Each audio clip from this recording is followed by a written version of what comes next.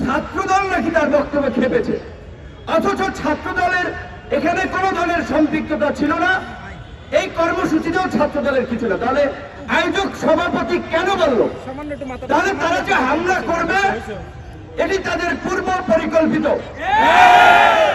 এবং ছাত্রদলের উপরে ওরা দায় চাপাতে চেয়েছিল।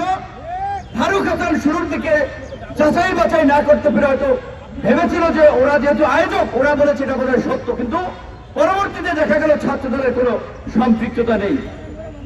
রহস্যটি হচ্ছে এই একই প্রোগ্রামে আমাকেও দাওয়াত করেছিল, আমাদের সাধারণ সম্পাদক রাশেদ খানকেও দাওয়াত করেছিল।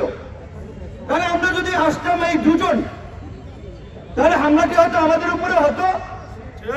আবার হামলা করেছে কারা?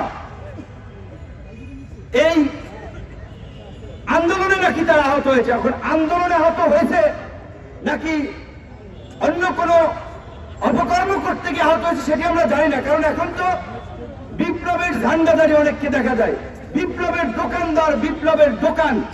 অথচ এই 5ই আগস্টের পূর্বে এই বৈভর সংগঠন এবং এই সমস্ত ব্যক্তি, এদের খবর ছিল না।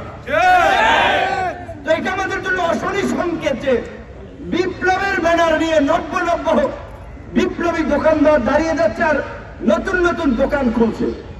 সাংবাদিক ভাইদেরকে বলতে চাই, সোশ্যাল মিডিয়ার অপারেটর, এখানে যারা ইউটিউব, ফেসবুক চ্যানেল অপারেট করেন, তাদেরকেও বলতে চাই, এইভাবে যদি আপনারাও বৈফর বলতে গেলে কথাবার্তা অসংলগ্ন, স্বাভাবিক সুস্থতা আছে কিনা জানা নাই, এদের দেখে অনেকেই বোন ধরে আসিফ নজরুল ইউনুস স্যারের একটা ছবি লাগাইয়া, একটা থাম্বনেল লাগাইয়া, একটা গরম হেডলাইন দিয়ে যে ইউনুসকে টেনের মতো হুমকি দিলেন অমক, একই করলেন আসিফ নজরুল, বললেন ছাত্র নেতা, যুব নেতা, অমক তমক। এই ধরনের এই যে চটকদার হেডলাইন করা,